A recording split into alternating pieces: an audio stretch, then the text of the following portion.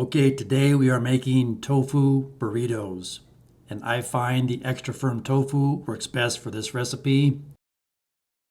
So we're just going to crumble up and brown up the tofu in a frying pan on the stove. And while the tofu is cooking in the stove, we're going to make 1 cup of rice in the rice cooker. I'm using jasmine rice. I'm going to add some ground cumin to the tofu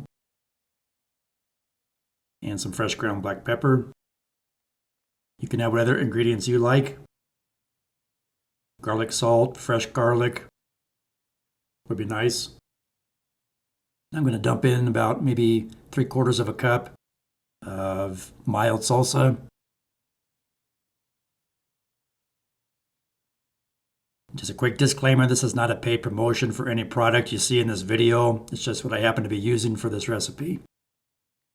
Trying to keep it quick, simple, easy. And some plant-based vegan cheddar cheese.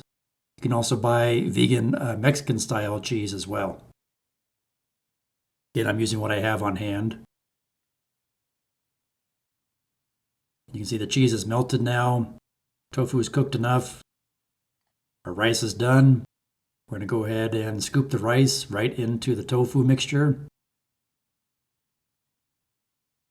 And then we're going to add some mild taco sauce to the rice and combine all our ingredients here. So you can see, pretty simple, easy recipe. And this yields a lot of food. You can make several burritos out of this. Okay, we have our big flour tortilla ready to go. Go ahead and add our filling to the burrito.